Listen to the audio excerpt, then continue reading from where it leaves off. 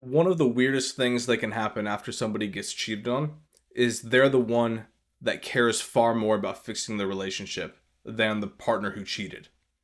And it can be a very painful experience. Now, there are two different ways this can unfold, at least. There's obviously a lot of degrees within each of these categories as well.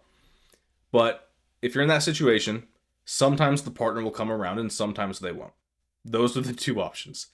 For the partner that will come around, there's hope. And I want you to understand that. But today I want to talk to the person whose partner is not coming around. They cheated on you, and then they are making little to no effort to actually make things right. And you're the one doing all of the work to try to save the marriage. And the question that you will likely end up asking yourself at some point is why? Why can't I find the courage to leave?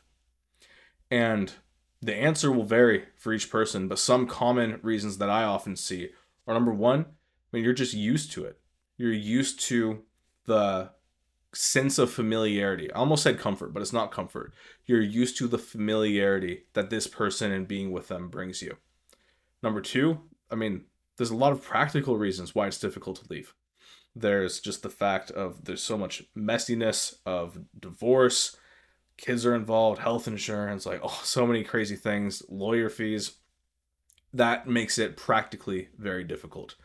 But oftentimes it's not even that. Most people are able to be resourceful enough to get all that type of stuff figured out. It's really the fact that they are, one, like I said, just familiar with it, and two, they are scared.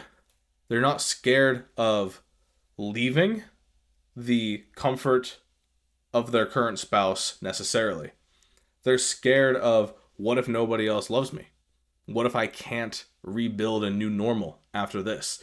And so they end up just settling, lowering their standards over and over and over again. Most of these people, and if this is you, I'll say it to you directly.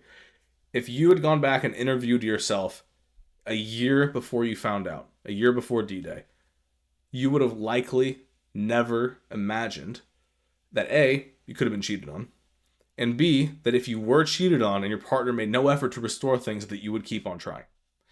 Because it's not a logical thing to do. And yet you're stuck there because, like I said, there's fear. There's fear of what if this was my best shot at love? What if nobody else will love me? I'm older now. I'm not as valuable in the marketplace of dating anymore. And there's a lot of fear. But you just have to ask yourself, like, how long are you willing to put up with this? How many more rejections of just simple, basic things from your spouse are you willing to tolerate before you take some type of action and leave, or at least begin the process of separation? Because imagine it, like, are you willing to do this for another year, another 2 years, another 5 years of not receiving the type of love that you would want for your own children or for your own family members or for your own friends? If you would be begging your best friend to leave the type of situation that you're in, ask yourself why. What is it you're holding on to? Again, everybody's specific reasons will be different, but hopefully if you're one of those people that's just allowing yourself over and over and over again to stay and to keep lowering your standards of how you're willing to be treated, then please kind of wake up. Like, it's not going to change if it hasn't changed yet. So again, that's not to say that there's no hope for partners that are like really trying to make an effort. But if they're making zero effort and it's been a long time, you need to start planning your escape, and quickly.